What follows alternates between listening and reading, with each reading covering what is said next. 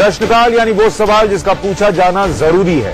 नमस्कार, मैं हूं सुशांत सिन्हा और आज प्रश्नकाल में हम आपको हिंदुस्तान के ऐसे टनल यानी सुरंग में लेकर चलने वाले हैं जो चीन और पाकिस्तान के बॉर्डर तक पहुंचने वाला है। सवाल है कि ये कैसे हुआ है और ये कैसे हो रहा है, क्योंकि अभी तक तो आप ये खबरें देखते पढ़ते रहे हैं कि पाकिस्तान ने घुसपैठ के लिए बॉर्डर पर सुरंग बना दी।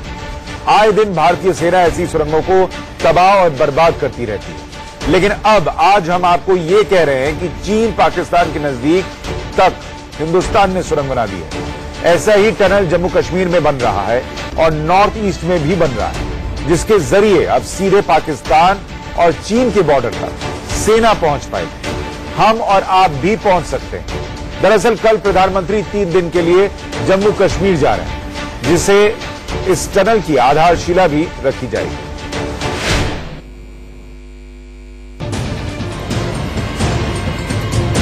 प्रधानमंत्री मोदी का जम्मू कश्मीर दौरा विकास के पैमाने पर बेहद अहम है। इस दौरान पीएम राज्य के तीनों हिस्सों का दौरा करेंगे। शनिवार को वो कश्मीर घाटी के बांदीपोरा में 330 मेगावाट किशनगंगा जल विद्युत परियोजना का उद्घाटन करेंगे। इसके साथ ही वो कारगिल जिले के द्रास में जोजिला सुरंग की आधारशिला रखेंगे।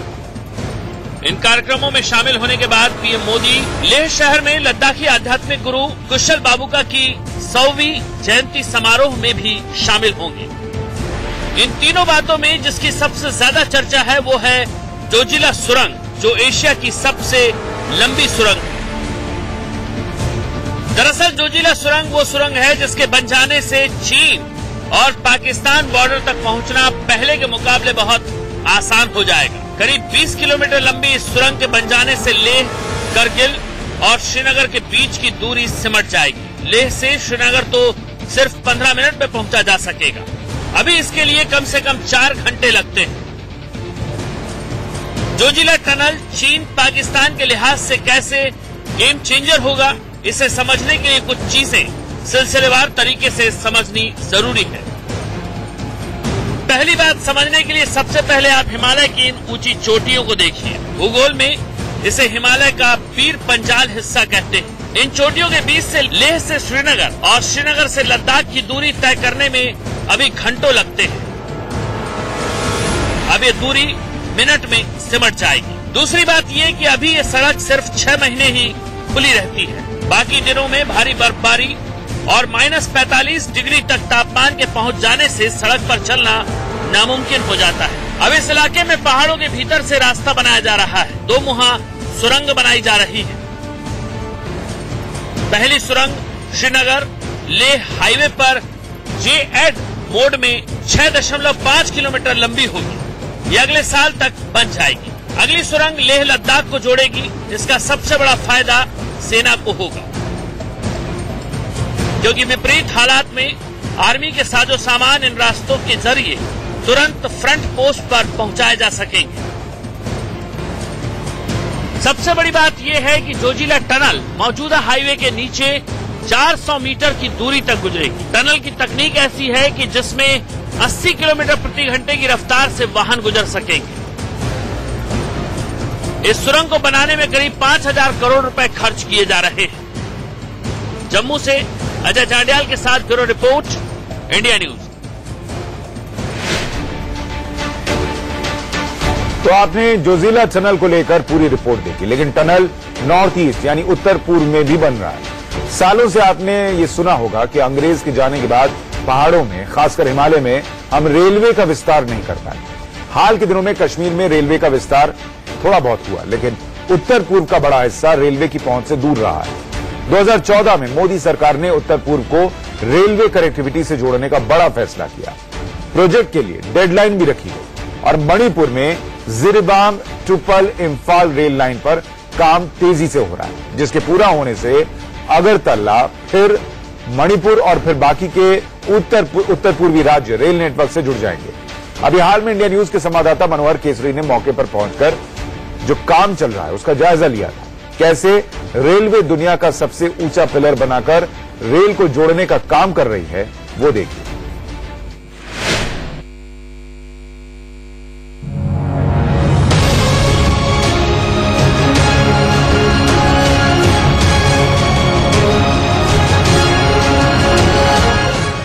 हिमालय की पहाड़ियों और घाटियों में रेल लाइन बिछाने के सिलसिले में लगातार इतिहास रच रहा भारतीय रेल अब दुनिया का सबसे ऊंचा रेलवे गर्डर पियर ब्रिज बना रहा है। तस्वीरें आपके सामने हैं। जो काम पिछले 70 सालों में नहीं हुआ, उसके लिए अब रेलवे के इंजीनियर 24 घंटे शिफ्ट में काम कर रहे हैं।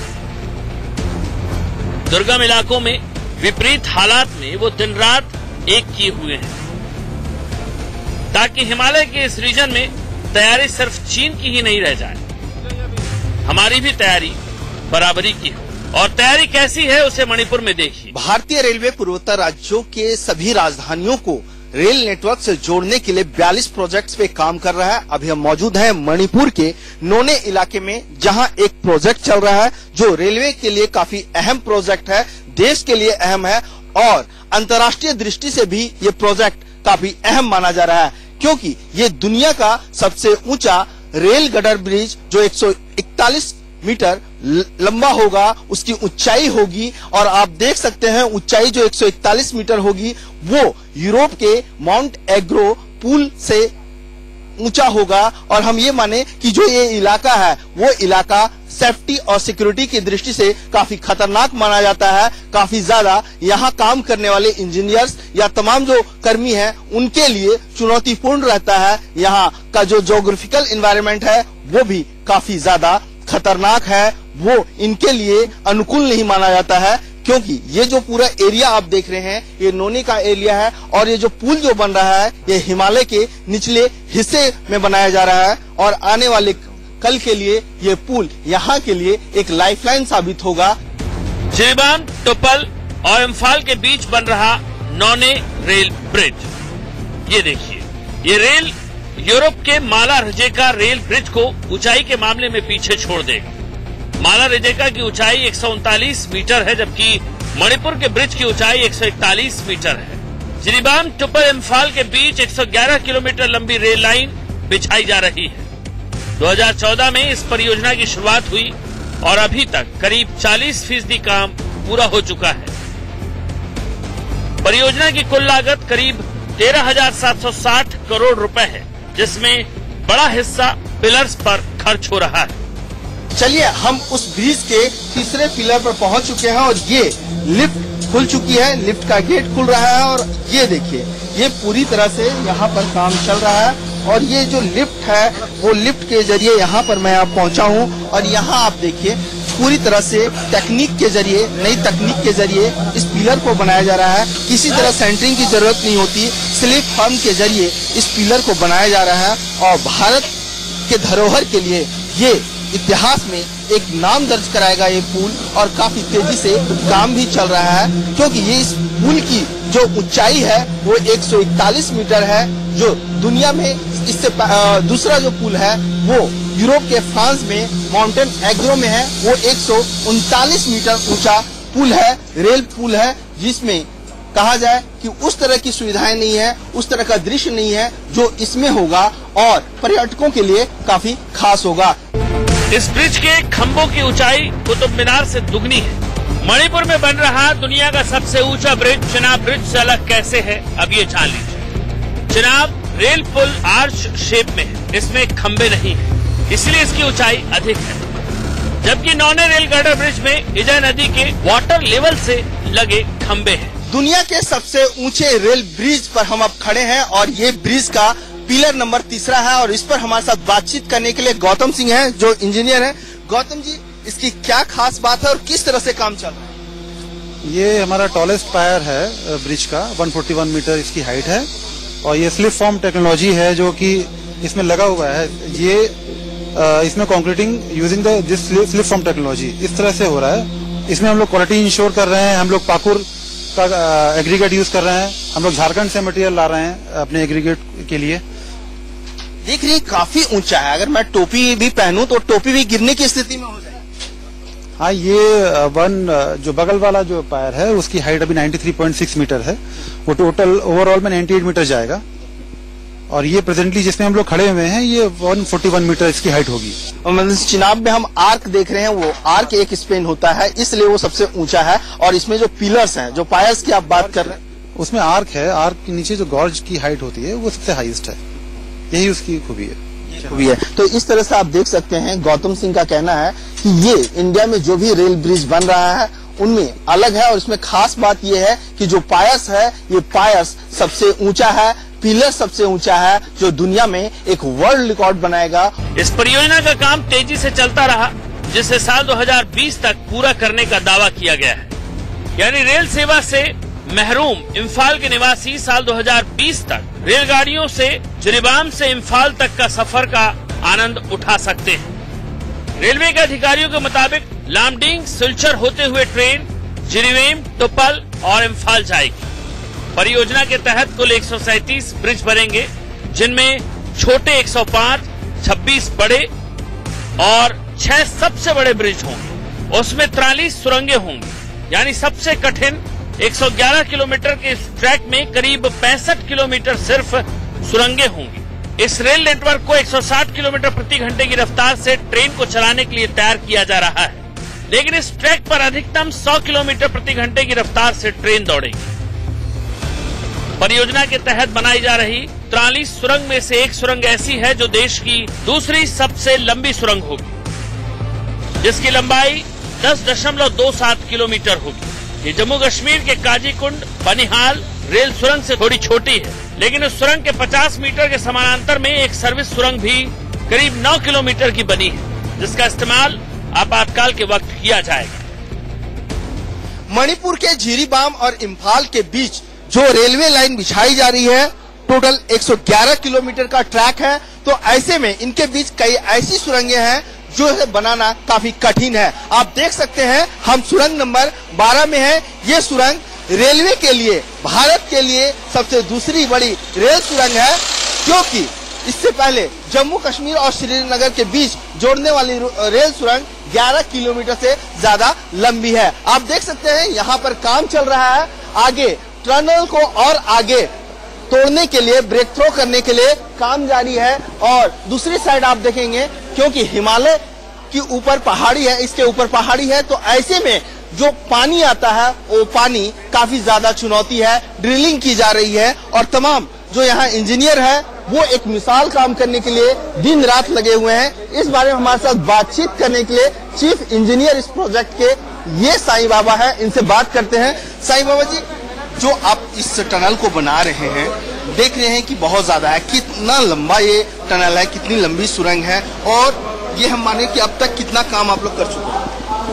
ये टनल का टोटल लेंथ 10.27 किलोमीटर है। अभी इस एंड से 1 किलोमीटर हो गया है। नाउ हम ऐसा किया है, और 2 छेद बना के और 4 वर्किंग फ्रंट्स हमने क्रिएट किया है।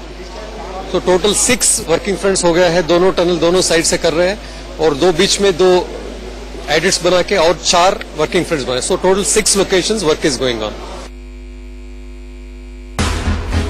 मणिपुर का ये ब्रिज सिस्मिक जोन 5 में आता है, इसीलिए इसे भौगोलिक परिस्थितियों को देखते हुए बनाया गया है, ताकि ये सभी चुनौतियों का सामना कर सके। इसमें सेंसर भी लगाया जाएगा जो कंट्रोल रूम से जुड़ा रहेगा। इसमें 260 किलोमीटर की रफ्तार से हवा झेलने की क्षमता है।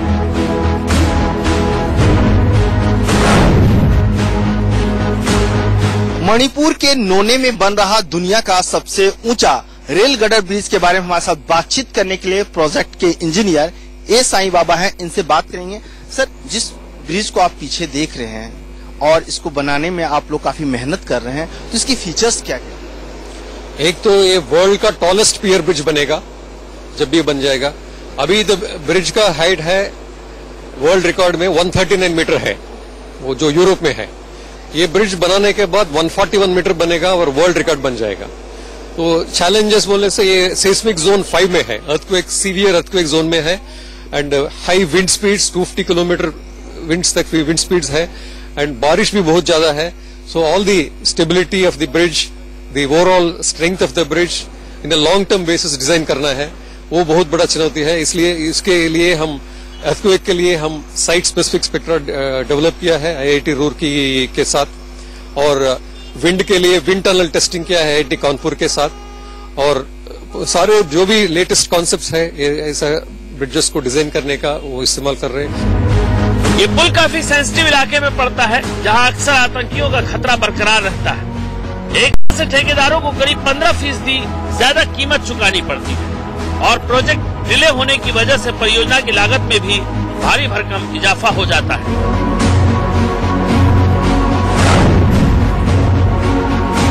जहां दुनिया का सबसे ऊंचा रेल गटर ब्रिज बन रहा है, ये मिलिटेंसी प्रोन इलाका है। यहाँ पर आतंकी हमला होने की ज्यादा आशंकाएं होती है। लगातार धमकी, फिरौती, अपहरण इस तरह की घटनाएं हुआ करती है, जिसकी वजह से सुरक्षा के यहाँ पर चाक चौबंद इंतजाम किए गए हैं। आप देख सकते हैं जो हमारे आर्मी के लोग हैं, जो यहाँ स्टेट पुलिस के जवान हैं, वो भी लगातार यहाँ पर निगरानी कर रहे हैं। इनसे बात करेंगे। आप बताएंगे कि कितने घंटे आप लोग काम करते हैं यहाँ पे? सर हम लोग यहाँ 24 घंटे ही ड्यूटी अलॉट रहती है और यहाँ पे जो रेल प्रोजेक्ट के कर्मचारी सुरक्षा प्रदान करना, आवागमन के रास्ते पर उनको देखभाल करना और यहाँ पे जो भी गतिविधियाँ होती है उस पर नजर रखना पड़ता है। आप बताइए कितने बटालियन सीआरपी के यहाँ पर तैनात हैं? यहाँ तो ऐसे 5 बटालियन तैनात है। 5 जी। टोटल कितने जवान होंगे?